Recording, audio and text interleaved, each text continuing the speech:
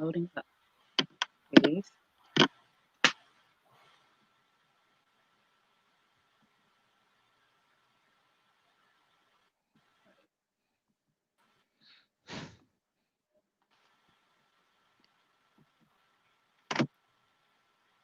I am super excited to talk about this with y'all. And I was a lot like you, Michelle, when you said, you know, you're a little bit weary with everything that's going on. I was like, Lord, of all the weeks we're gonna talk about what love is, we're gonna do it this week. I thought the same thing. Yeah. Um, very emotional. Very emotional. Yep. Yeah, but a good it's a good emotional, right? Because I think we all recognize and realize that we can't sit here. We have to do something with what we're feeling. Um, be it, you know, one way or the other, you have to do something with emotions. And so I'm hopeful that people will be encouraged by the conversation that comes out of this because we need it. We need it. That's true. That's true. Hey y'all. Got my mama good Bible tonight, y'all. Hey. Thing anointed. All right. Um, welcome in everybody. I guess we can go ahead and get started. If this is your first time joining us, this is Faith First, and I partner with my sister Michelle. And tonight we have the special honor of having the Reverend Nakia Yeah. Williams with us. And we're super excited to have him with us. Tonight we're focusing on like what is love, and I think it's an important. It couldn't have been a better time, I guess. Initially, I thought this is a bad time, but it couldn't have been a better time for us to talk about what love is and what it means to us and what it is from God's perspective. So we're coming out of First Corinthians chapter 13. It's like one of the most famous passages. You know, the first thing people talk about, love is patient, love is kind. If you've ever been counseled for marriage, I'm sure they brought that up to you. Fill in the blank with your partner's name type thing. So I think it's a very familiar passage. Before we jump in, because initially I know in Faith First we posted we're starting at uh, verse 4. Just want to give you like a highlight of what it talks about before we get to verse 4, when it talks about what love is and what love isn't. So Paul is speaking to the Corinthian church and he's telling them like, love is better. Love is better than eloquent speech, speaking in tongues, prophesying, any charitable things you do. You can sacrifice and give your body. You can have faith that moves mountains, but if you don't have love, you have nothing. So he gives us all of that love is better than all these things. And then he goes in and tell us what love is and what love is not. And I know I mentioned in the newsletter, a lot of us get our ideas from love, from songs, our environments, how we're raised, what we grow up in, and our experiences shape what we believe love is, right? Would you guys agree? Yeah. 100%. Absolutely. So if you want to go ahead and jump in on verse 4, it says, I'm reading from the NIV version. Love is patient, love is kind, it does not envy, it does not boast, it is not proud, it does not dishonor others, it is not self-seeking, it is not easily angered, it keeps no record of wrongs. Love does not delight in evil, but rejoices with the truth. It always protects, always trusts, always hopes, always perseveres. And verse 8, love never fails, but where there are prophecies, they will cease. Where there are tongues, they will be still. Where there is knowledge, it will pass away. So I thought it was, again, incredibly significant that he started out with what love is, that it's patient and it's kind. Yeah. And I guess right off the bat, I would love to hear from you guys. Just what were your initial thoughts going in just with what love is? Since Reverend Nakia is our guest, I'm gonna defer to him and let him go first. Okay, cool wings. So I mean, like you gave in the intro, like this is pretty much like one of the signature passages, right, about love. And oftentimes when folks are kind of looking to look into the word for what love is, this is always a go-to, right? But Paul hits us heavy with this. It's patient and it is kind. One of the most Yes. difficult things to have is patience. I pray for that every day. And you're sitting here telling me that love is patience. But it's true. It's true. Especially being young in marriage, right? I just switch right there. And not only having to learn how to love yourself, but now having to learn to love someone else. And to always, bridle the tongue, be patient to speak, right? Be patient in all things, right? So I just think Paul really hit us heavy right there, and the rest of the passages as well. But just as we pray for God to do things for us, this is something that He must show us continually, right? God, you got to show me how to love people. You got to show me how to love myself, because it's not just like in a marriage or relationally, but even our friendships, even in the climate that we're in the world today. Yes. It's hard to have patience amidst things like happened, and we woke up this morning and saw this video, right? It's hard to have patience and be kind, to show that kind of love. So I listen, I mean, Yeah. I'll just stop there, but Paul hits us heavy starting out. Yeah. I mean, I definitely agree with Nakia. It's not only is it heavy hitting, but he gets straight to the point, right? Yes. So it's no sugarcoating. And it's so, what I love about this scripture or this passage is it's declarative. It's saying love is. So it's clear, right? It leaves no room for error. It's telling you love is patient, love is kind right off the bat.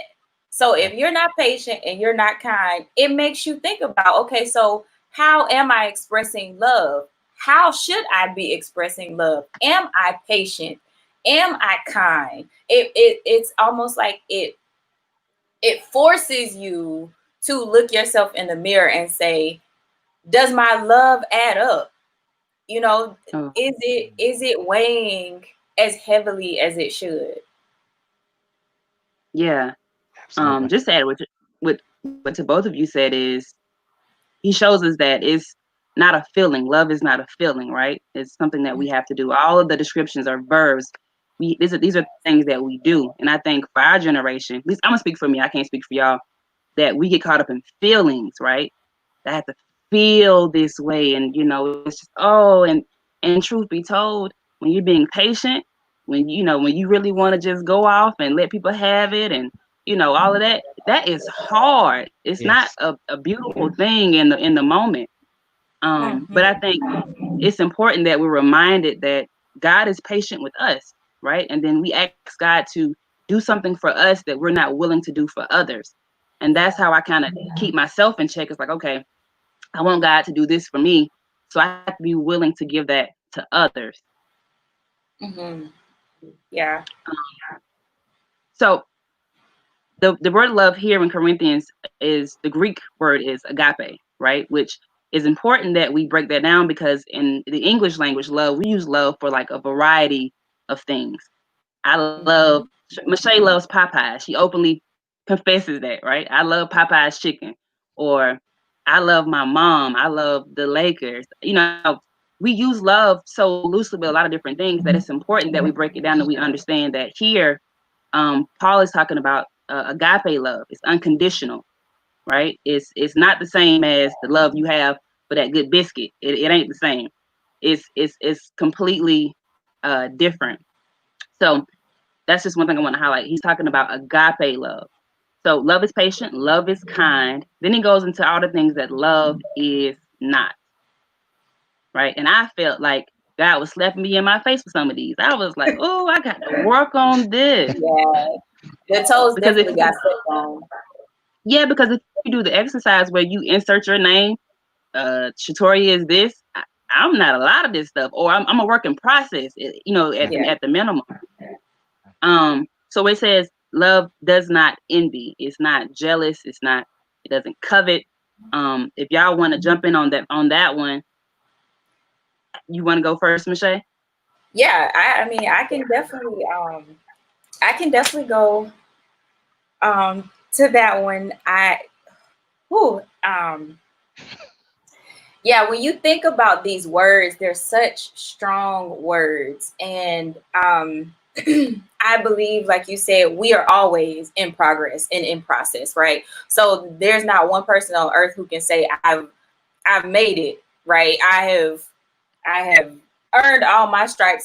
My ticket to heaven is secured. You know what I mean? Like, we can't say that. We are daily walking. It's a daily walk. And I think that these words tell us, like, it's one thing to say what something is, but it's another then to have a comparison to say this is not it, right? So we think about having a love that is patient and love that is kind. That's also saying you can't have this boastfulness over here, you know, and you can't be envious and you can't be jealous and you can't force your own way. And I think that really, again, goes back to what Nakia said about, you know, Paul making it very clear to us that this is what love is. It's not that thing. So you can't say, I love you, but I'm also slick jealous of the fact that you got a new job. Or, you know, I love you, I'm rooting for you, but I'm also kind of side-eyeing it because I feel like you don't deserve it as much as I do. You know, and like Paul makes it clear for us. And I'm gonna be honest, in this Christian journey, we really, if you are about this life, then you are taking this kind of word and are making the necessary adjustments. But in this climate, there are lots of people who are wearing the banner of the faith and wearing the banner of Christianity, and they have not adjusted themselves on the inside to reflect this, right? And so, not to take us off subject, but just to say, I know that a lot of people are having conversations about what they are and are not seeing from church leaders in this time. And I think, you know, it's important. The Bible even tells us to judge a tree by the fruit it bears, right?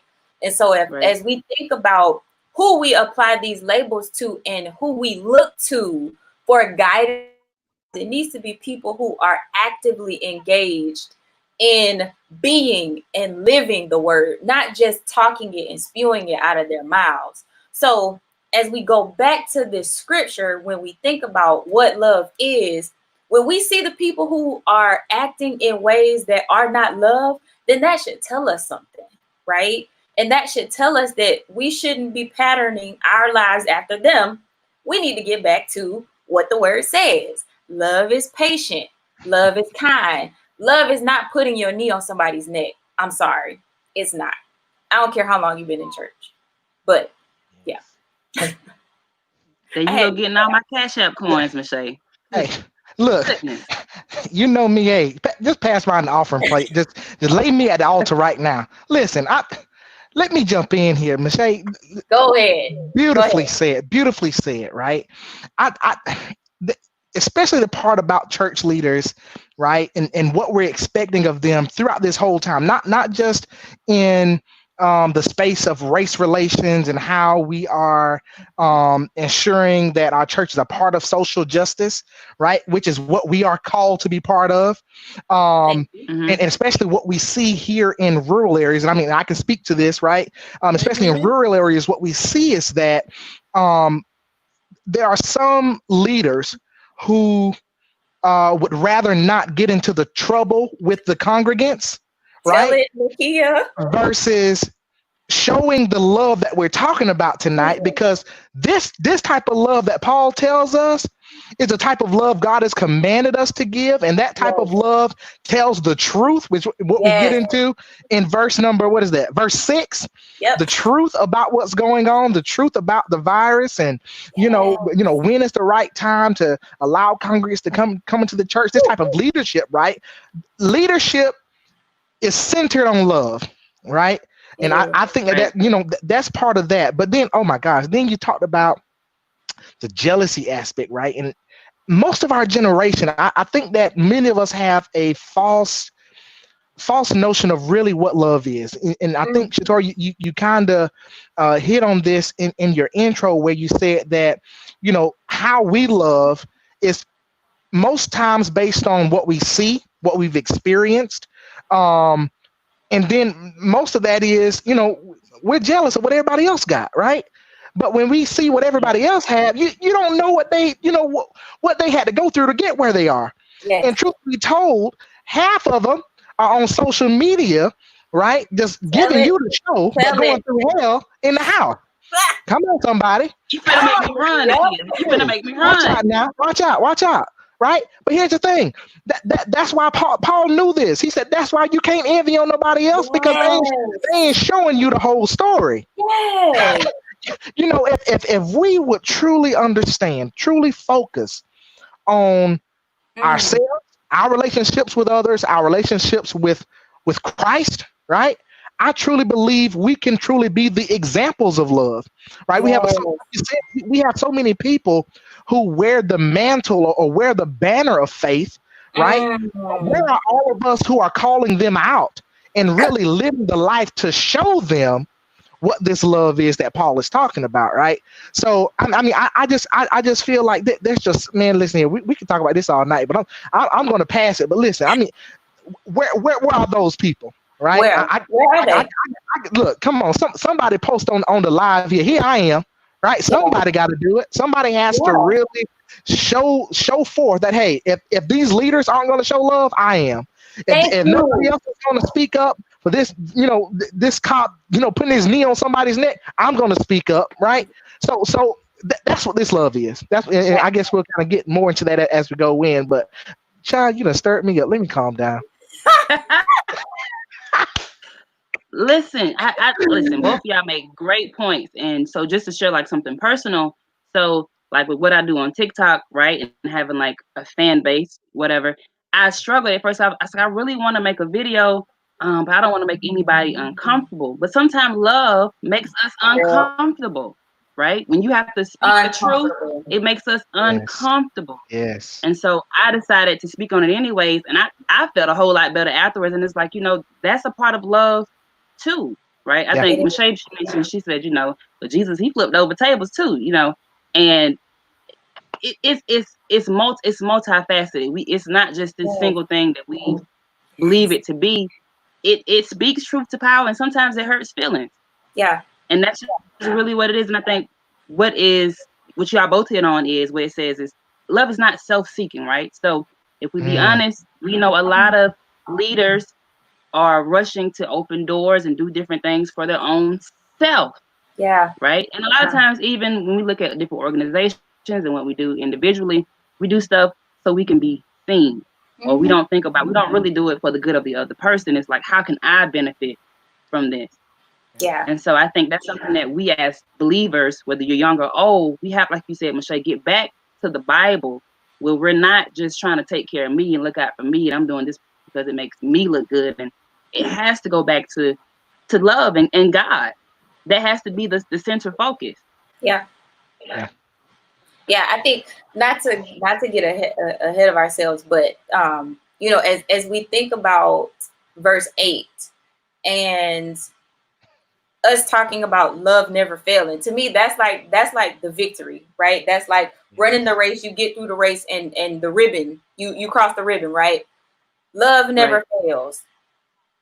When we think about what love is and how we practice love and the why, that's why, because love never fails. If I do my part, if I act in love, if I speak in love, if I hold my peers accountable in love, even if they are uncomfortable for a moment, the prayer should always be that they take what I'm saying from love, accept that, go to the word themselves, adjust, and then we move forward. But see, what happens is people get stuck in that discomfort, right? So we don't even have to use current events, for example. Let's talk about friendships. Let's talk about being able to call out our friends. When we know that our friends are doing something that they should not be doing, and or something that we know will be detrimental to them in the future, how often do we step in and say, hey, I just want to, let's talk about this for a second. And I realize everyone here on this call is adults, right? So all of our friends mostly are adults. And as we think about the way that we interact with them, I welcome my friends. I tell them, hey, if you see me out here being reckless, doing something I shouldn't be doing, saying something I shouldn't be saying, tell me. Don't have me out here looking like a fool, right? And so if we take that and use it in the lens of love, accountability is an attribute of love. Holding our people accountable is an attribute of love. Yeah. It's not self-seeking to say, hey friend, I want us to be better together, so let's step away from maybe this activity, or let's not do that, let's do this thing over here. That is what we have to become comfortable with. We have to be comfortable with having those uncomfortable conversations. And going back, Shatoria, to something you said when you were talking about using your platform, because essentially that's what this is. That's what Faith First is, right? It's a platform. We think about using our platforms responsibly, no matter how big or how small our audience. We need to know that God is counting on us to always tell the truth, no matter who's watching. Right. And sometimes that means that you're going to have a viewer or two who are going to come by and they're going to have something to say. And it's fine to have something to say. That's how we grow, right? There is growth opportunity in perspective. But one thing about it is, when you are led by the Spirit, don't nobody else got to vouch for you but the Spirit. And the Spirit gonna always have your back. So if you out here, if you're speaking in love and you're speaking in truth, the Spirit got your back. And one thing about it, I say this a lot, but at this point in my life, I'm not trying to please anybody but the Lord, because I have too much to lose.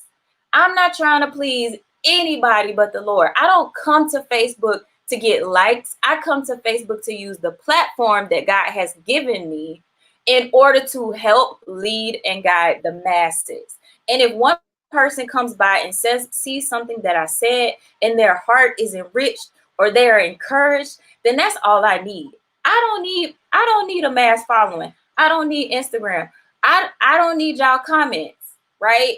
I don't need you to agree with me. All I'm saying is that when we speak in truth and when we speak in love, then God is glorified. But when you try to censor the Spirit out of what you're saying because you don't want people to feel away, it's gonna miss them altogether.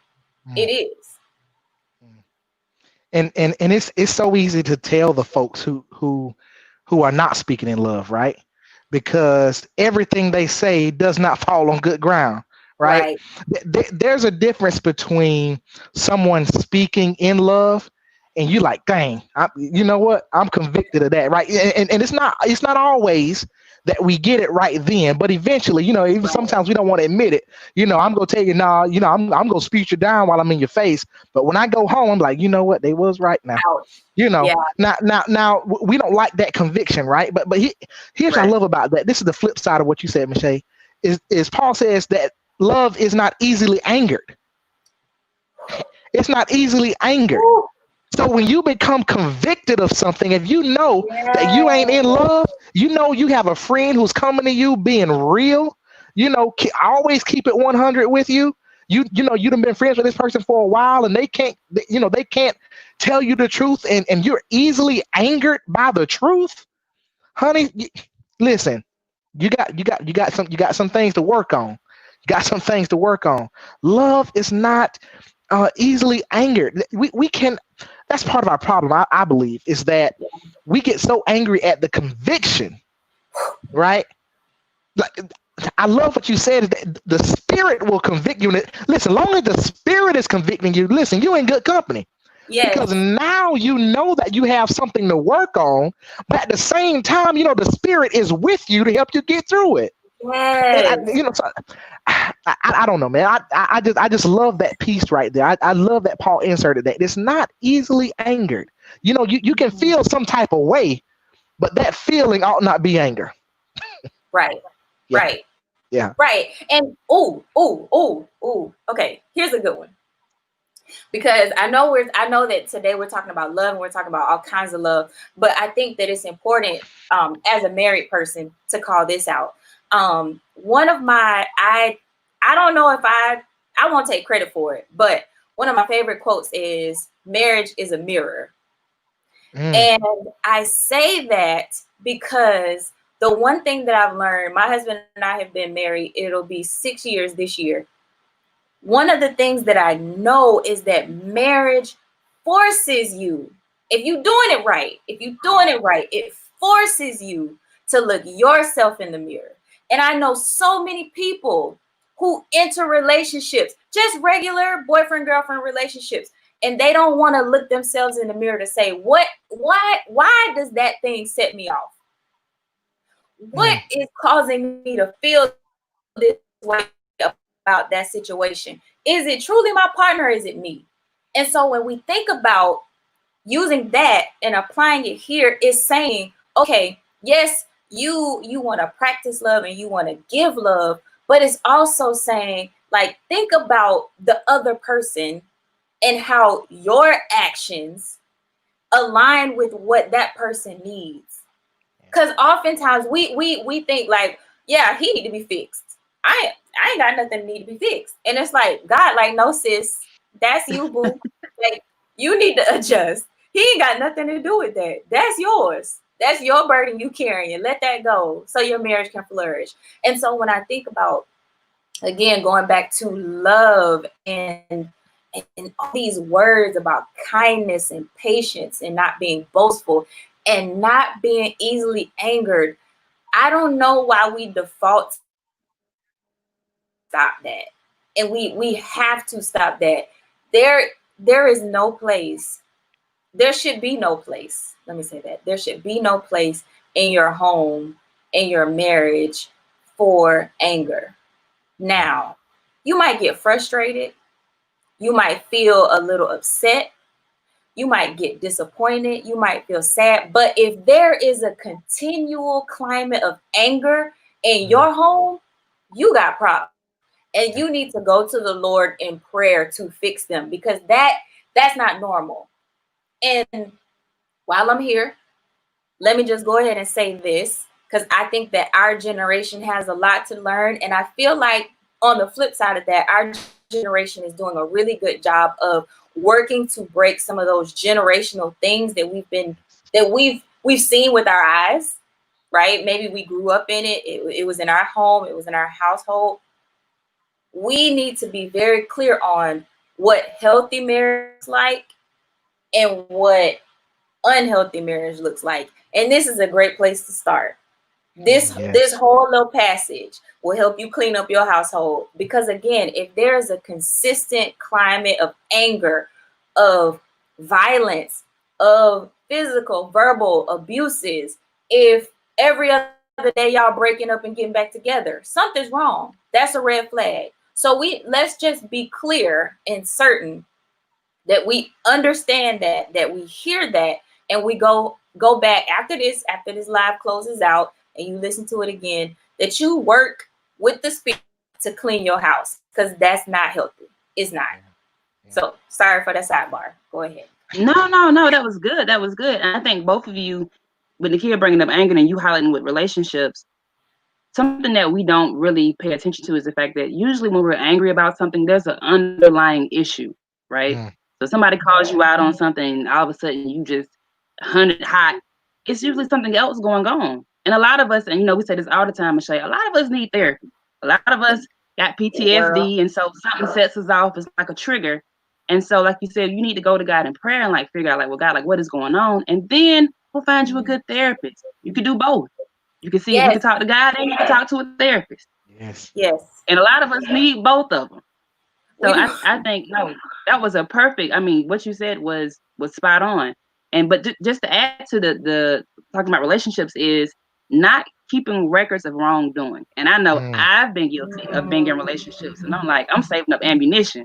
Like, well, you did this and you did that, and I'm ready, Nakia. I'm ready, Michelle. Like, I'm ready for him to say something so I can tell you all the things you did wrong. And that's not love. Love doesn't keep record. When we ask God for forgiveness, He throws it into the sea of forgetfulness.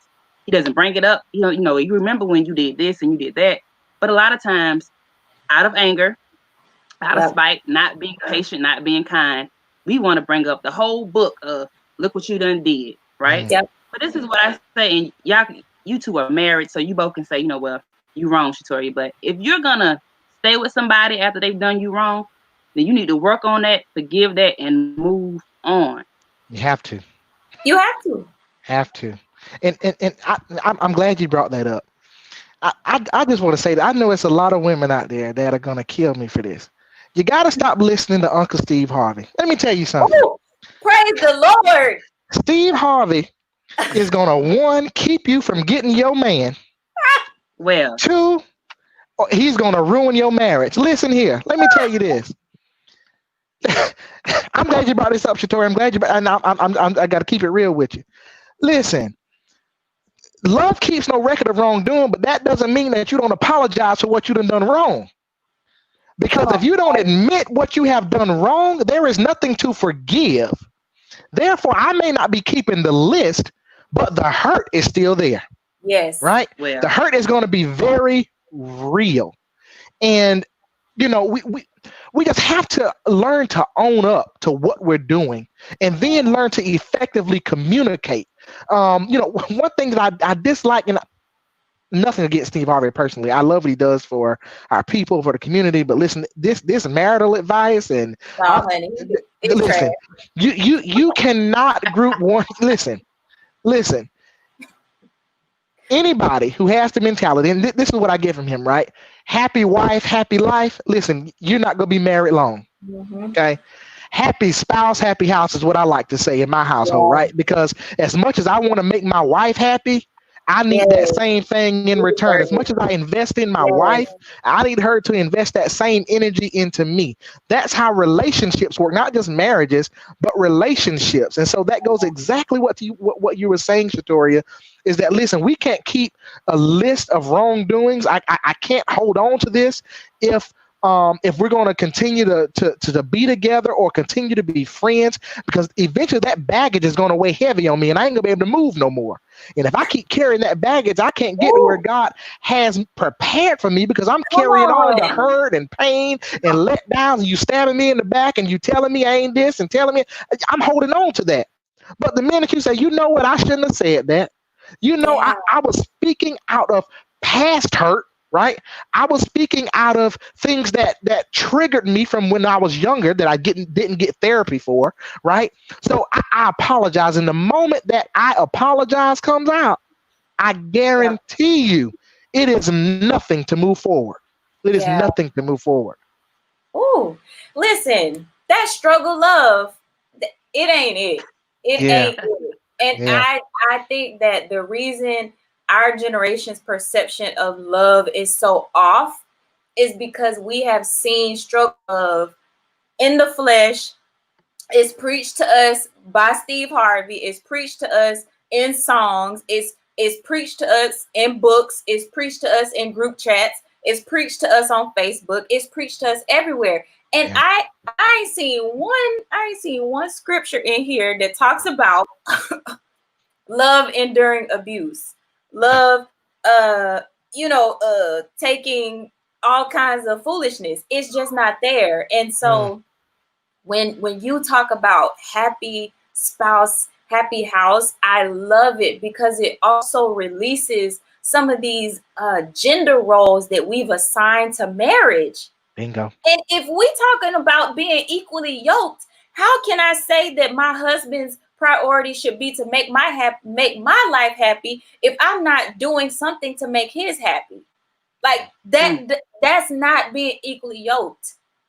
And we need to get that out of our minds, that it's all about, oh, I gotta wine and dine my wife, and then she not doing nothing. Your husband needs to be supported. He needs to feel loved. He needs to feel poured into. And it's really two ways. It works both ways. Like it's the full picture, right? I'm pouring into somebody else's picture, but I need somebody to pour into mine. And that is what marriage is. There are times, plenty of times that I can think about in my own marriage where I know that my husband was doing his best, and he might not have felt like he was. So my job then, right, is to pour into him, to bring him to the level where he can get back to where he needs to be. So the next time that I need him to pour into me, he can. But we so caught up on, going back and forth. It's like tit for tat. Like, oh, well, you ain't washed the dishes last night, so I'm not going to wash your car. Or like, you didn't buy me that gift for Christmas, so I'm not taking you nowhere for your birthday. And it's like, y'all can be petty with your friends, your little homegirls. Don't be petty in your own house. Not in the house. Not in the house. Come on. I don't want that kind of spirit in my home. I want my home to be a place of peace. And something that we actively talk about and actively pray about is when people come into our home. When you walk into my door, I want you to feel the love that my husband and I have for each other. Yeah. For you, right? I don't want you to walk into a space and feel like you gotta tiptoe around and be scared to say stuff and laugh because of what we got going on. I can't live in that kind of dysfunction. I'm sorry. I can't do it. And I'm not going to. Listen, y'all preaching. I'm over here taking mental notes. I really want to take pen and paper notes, y'all. Like, y'all are like really like giving out some good advice. Man, I'm like, seriously. I mean, but with everything you said, it rejoices in the truth, right? Love rejoices in the truth. And that's what I feel from y'all right now. Y'all are really giving it to us. And I'm just like, oh my God. We can't act right together. Oh my God. The kid got a whole sermon going on. Goodness. Watch out. Whip a sweat towel. Come on. But I think, Michelle, like both of y'all were hitting the spot on. Like a lot of us are caught up in like the movie love and what we see and what we perceive it to be. And it's just not realistic. And then we compare that with, you mentioned earlier, the toxic love in marriages we've seen. So we shoot for the movie love, not realizing it's just not real. It's not. It's just not real. And it goes back to being kind. Like you mentioned about, if I do something for you, now you got to do this for me. When you're being kind to somebody, when you having that unconditional love, I do it because I love you, not because I'm looking for you to do something back for me, not because I know you're going to do me a favor down the road. I'm doing it purely out of love. Whether you can ever reciprocate this back to me or not, I'm doing it because I love you. Yes. Yeah. Oh, one quick note, since you brought that up. Because I think that, I always want to bring it back to like, okay, there may be somebody watching and you might not be married. You might not be dating. It might just be you and the Lord. And that's fine, right? But what I want us to remember, though, is that there is always a call of us to come higher, right? God is always calling us higher. So when we think we've hit one level, God is like, no, I need you to come higher, right? Mm-hmm. And so the call of the believer is to always operate in love. And we think about like keeping no records of wrongs. I don't want to put words in Paul's mouth, but I'd also argue that is not keeping record of our gifts. So like what you said about when I do something for you, right? I'm keeping a record of it because I want to see if you're going to do something back. We got to stop that too. Because love is a vulnerable place. In order to love, you have to be okay with being vulnerable, and you have to be okay with saying, you know what, I'm going to give to you whether you can give it back to me or not. I'm giving to you because that's what my heart says to do, not because I'm looking for some like fake sense of importance or some pat on the back. It's almost like the whole this infatuation with like doing community service, and then we want to videotape and post it all over social media. And it's like, well, what you doing it for? Are you doing it for those likes, or are you doing it because you really want to help people? And I think that is when we are really acting in love, you can love and move on. I don't need to love and then kind of keep peeking around the corner to see if you're going to love me back, because that's not the guarantee. The call is for you to love whether people give it back to you or not. And that's where you're going to get your feelings hurt. Because if you think it just because you love somebody and you kind to somebody and you patient, they're going to return it. Girl, you a whole world of hurt. Because that's not what it is. Because if you look at our relationship with God, for a lot of us, all of us. God has been good to us, right? Better than good, no matter where you find yourself to be. And if we be honest, we have shortcomings. We don't meet God where He meets us. And so, like I said earlier, it's unfair to think that we can do God this way, and then we have interaction with humans who we know are just like us, imperfect, and thinking that they're gonna reciprocate it every time. They're gonna do it just the way we need them to do it. It's just not real. And I think my biggest thing in looking at the overall arching of what is love, I think we just have to get back to what it really is, and we just have a lot of unrealistic expectations. Yeah. But you know what, Shatoria, I think part of that too is, and I think Michelle, you mentioned this when you were speaking before, is that you said that, right, many of us have not experienced a healthy relationship. Therefore, we don't know what that even looks like. Only thing we know is negative relationships or toxic relationships around us, right? Yeah. Man, but then I look at, what verse is that? I think that's verse 7, right? Here's a really good blueprint. It says, it always protects, it always trusts, it always hopes, and it always perseveres. Yeah. If you need to see if you have a healthy relationship around you, Yeah. go against that. Go against that. Yeah. Do those individuals protect one another? Do they protect what they have? Right? In other words, I'm going to keep everybody else out of my business. Right? Keep this to myself. Hello. Protect what I have. Protect my sanity. Right? And it always trusts.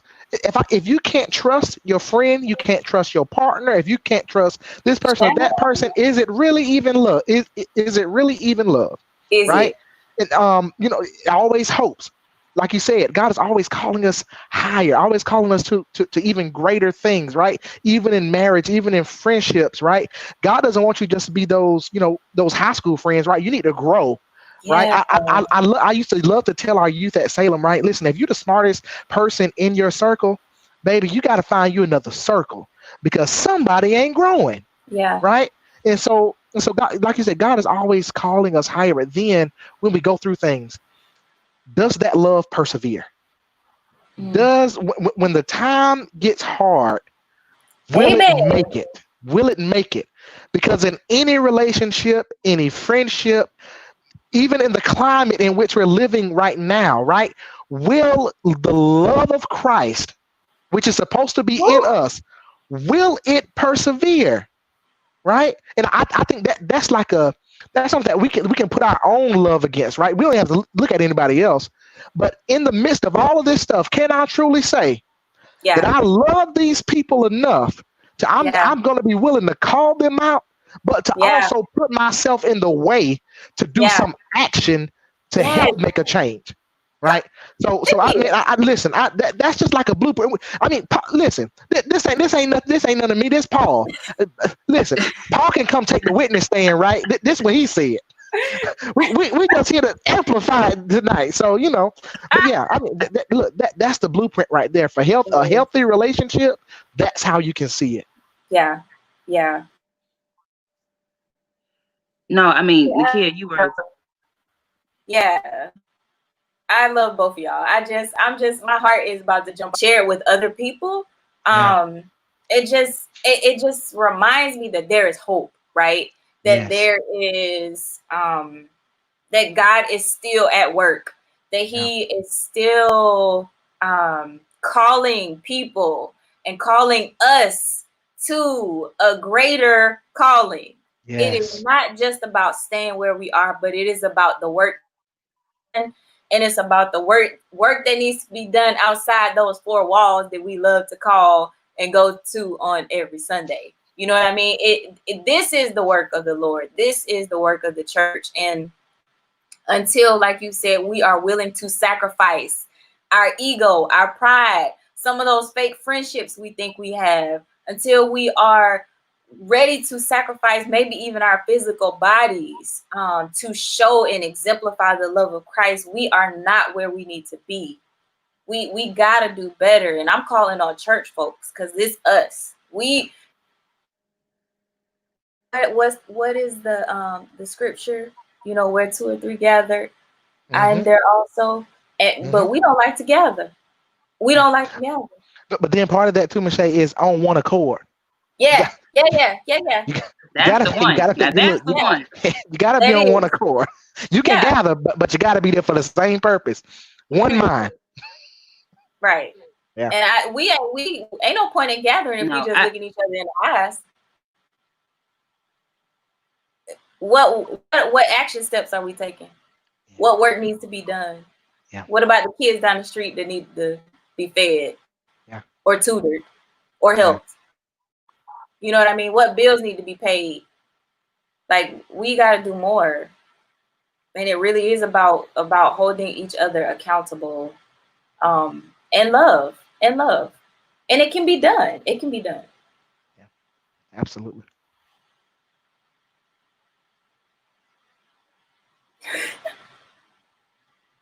Uh-oh, Tori. Look at what's happening. The devil don't wanted to get look I know. like the old folks say that look, the devil don't wanted to get out there today. That's all right. That's that Baptist church in us.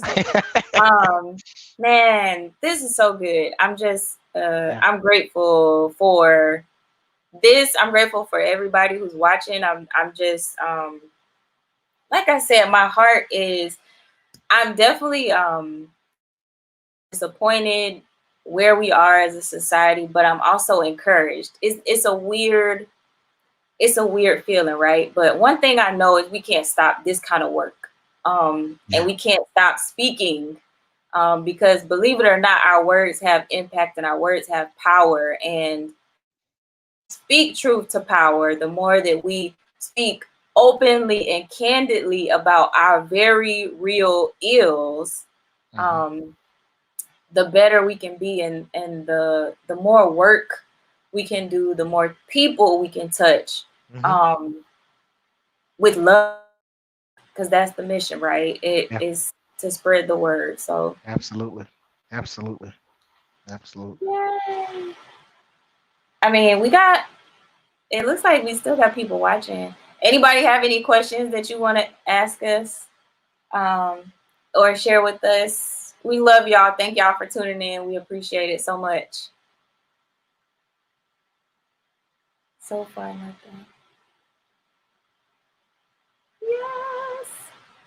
Okay, so I'll go ahead and I can close it. Or actually, Nakia, did you wanna say any last words? I'll do announcements after you.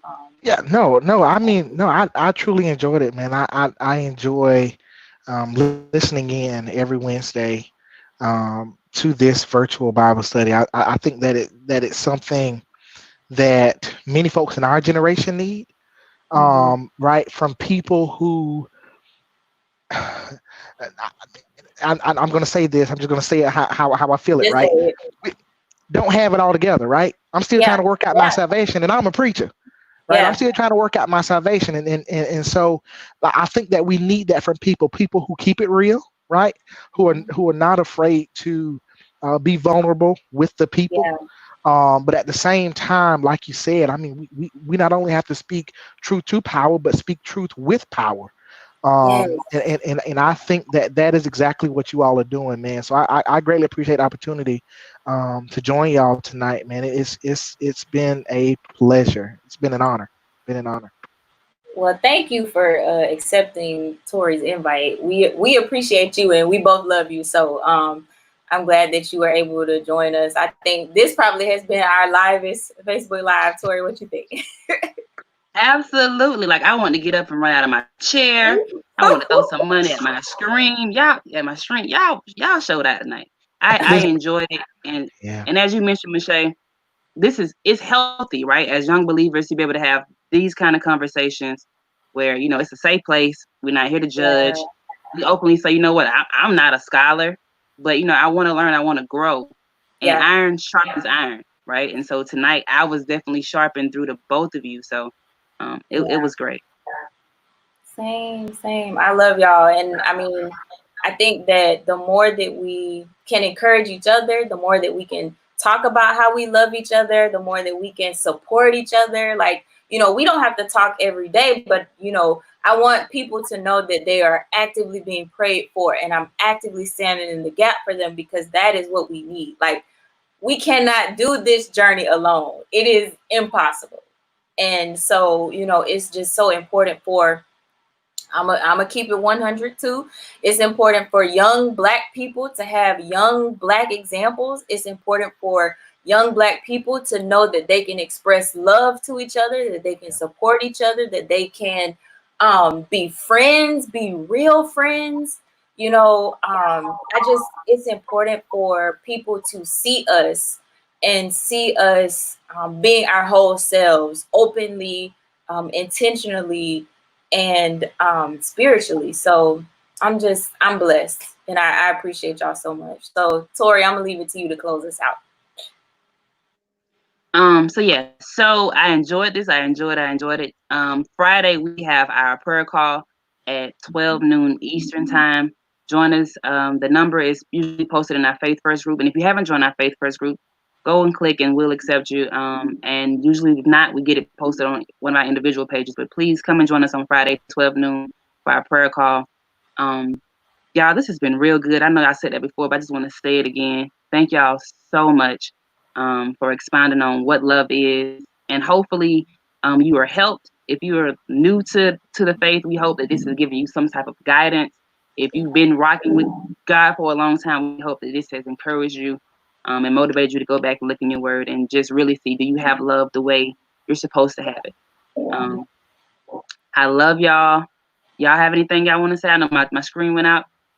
I do have one small thing, especially for those maybe who joined us a little later. We kind of opened talking about social justice, and I know that, you know, for Black people, right, these are very particularly heavy times outside of just staying at home. You can barely go out of your home anyway for fear of somebody killing you, right? And so I just want to encourage you, if you are a believer, to just know that God has not forgotten you. He has not lost sight of your struggle. He knows the cross that you bear. Please do not let these white folks take away your hope. Do not let these white folks put so much fear in you that you feel like you cannot live. We shall live and not die. We shall live and not die. There is work for us to do. Yes, if you have the capacity, do as much as you can, but do not lose your hope. Do not. Yes. Yeah. Well said, Michelle. We love you guys. Looking forward to seeing you again next Wednesday. Y'all have a great night. Yep. Bye. Bye, everyone.